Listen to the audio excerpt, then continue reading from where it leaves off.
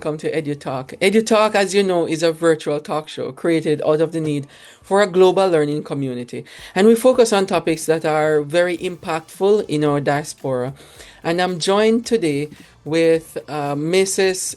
Sharon Clifton-Kelsick, and she is the president of the Caribbean Union of Teachers.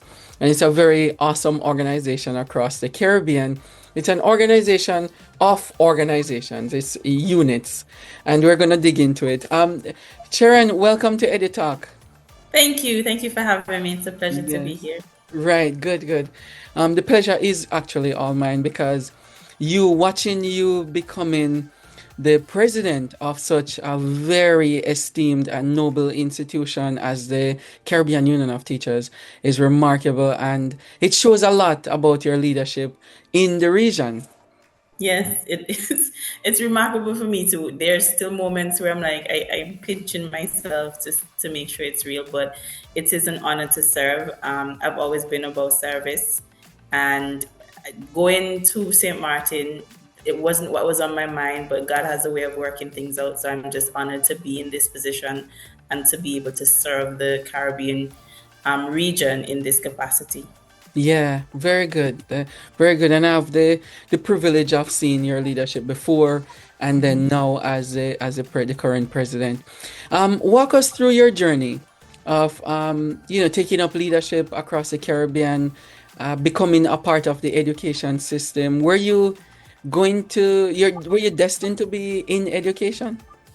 I think the Lord orchestrated it that way because it was not my plan, and Hmm. I don't think a lot of us as teachers we plan to go into education. It's kind of just something you stumble on, and then you Yeah. figure, hey, I really love this. I'm really good at it. So I started my journey in education almost 17 years ago, November the 24th, and I remember it so clearly.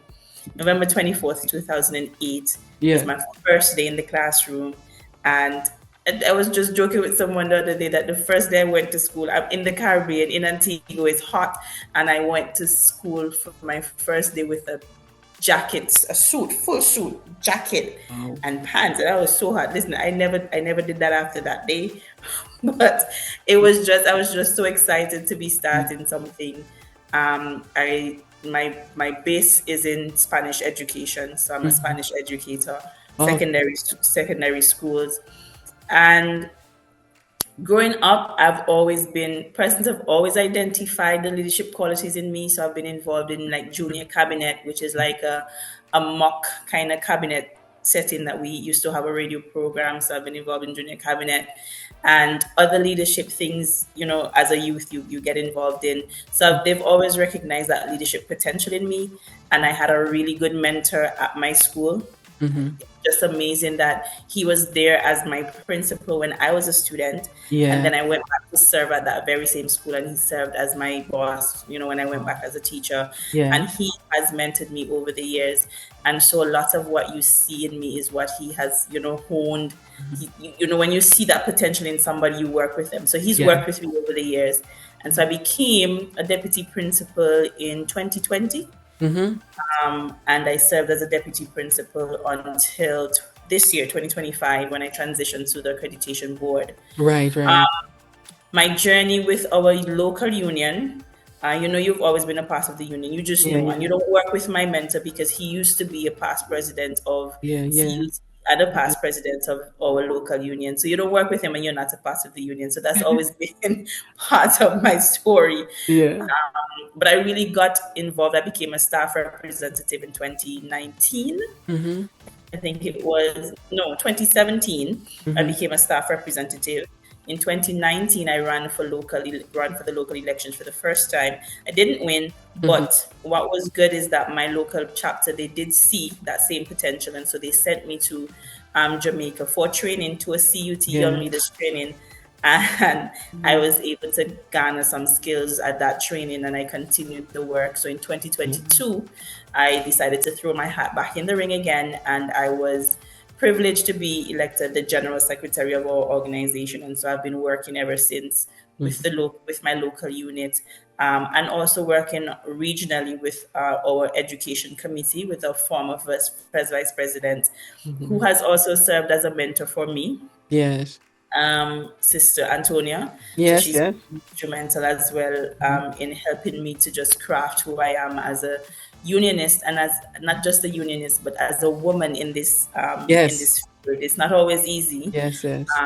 and so I'm grateful to her for that.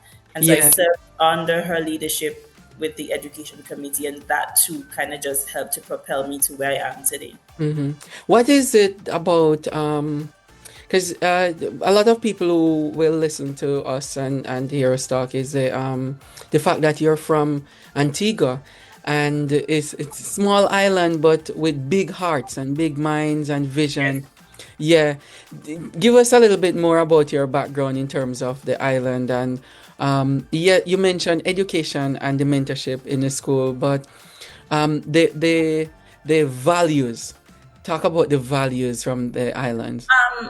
Well, actually, I was born in Dominica, raised Oh, partially there. Yes, so I was born in the nature island of the Caribbean, and I yes. still very much consider it home, Mhm. Oh, okay. because although I've lived here, my mother never really separated me from home. So I would go home every summer. So I Mm-hmm. came here when I was a child. So I did most of my schooling, Mm-hmm. I guess primary school come up, I did in Antigua. So I always tell people I am very, very, very lucky to have two homes that I love very much, and two communities that have really impacted my life, who have embraced me. One of the things that my mother taught me growing up, and you learn it when you are growing up in the Caribbean, is the importance of education. So she always said that she ensured that I got quality education Mm-hmm. and the importance of working hard. Yes. So I don't expect anything to be handed to me. Mm-hmm. She always was like, you have to work hard for the things that you want to accomplish in life. And so those are some of the values I carry throughout everything that I do. And my friends would say I'm a perfectionist. I don't know if I would say perfectionist in the word, but I like to see things done Yeah. well. And Mm-hmm. if I'm going to do it, I believe that I should do it with all my heart. Mm-hmm. And so that's something that I continue to carry with me. It's something I learned when I was in secondary school. My mother did not accept mediocrity at all. So Yes. when my report card came home, anything that was below the standard, matter of fact, I couldn't have anything below the standard. So I've always, I was, listen, I was afraid of my mother. It was a healthy fear, Mm-hmm. um, but it taught me the importance of seeking excellence, going after excellence. Because if you drop, then you don't drop too far. You just have to Right. keep working at it. And Yes. so Yes. those are some of the things that I've learned about caring for others. Mm-hmm. Dominica, when you go to Dominica, one of the things that you hear is that Dominicans are some of the friendliest people on earth. And I kid you not, they are. Yes. We Yes. make friends with everybody. We talk to everybody. Yeah, that's true. And so all of those things kind of, my Dominican heritage and my Antiguan heritage as well, kind of help to make me who I am today, the strong person that I am today, the fact that I'm a hard worker. I Mm-hmm. believe in service. I believe in serving others. I believe in respecting others, and just being a good human being. Yeah. And Yeah. I was raised in a Christian home too. My Yeah. mother, even during the point where she wasn't going to church, she ensured that I go to church. I Yeah. went to church. So those Christian principles really helped to kind of, it formed a foundation for me Mm-hmm. to move forward in life. So that too was very, very big, is still a very big part of my life. My Mm-hmm. Christianity is still a very big part of who I am. And Mm-hmm. so some of the things that I do, I try to be as honest as I can Mm-hmm. with persons and just do the best by people, because that's all we want. We just want Yeah. somebody who will show that they care about us, that human element, that they care about us and they care about our well being. That's Yeah. what people really want right now. Yeah, yeah. Those are very good values, very good.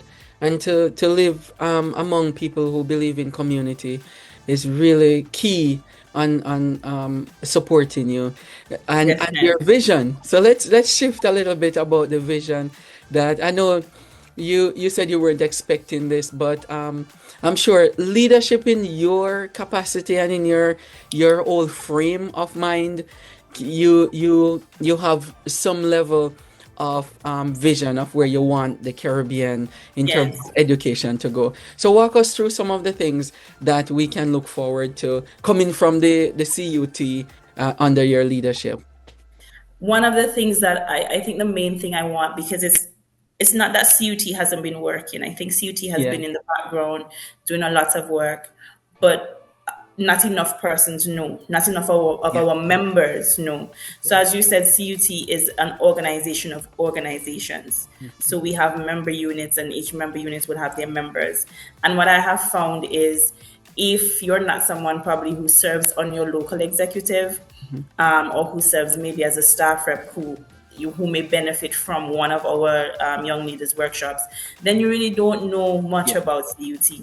And True. so I would like to bring that um, element of not just knowing CUT, but that human element where we I get to meet some of our members in the other islands to create that connection Yeah. with Synergy. CUT, because I think Yeah. you're right. I think people it's important for people to feel you, to feel your heart for them.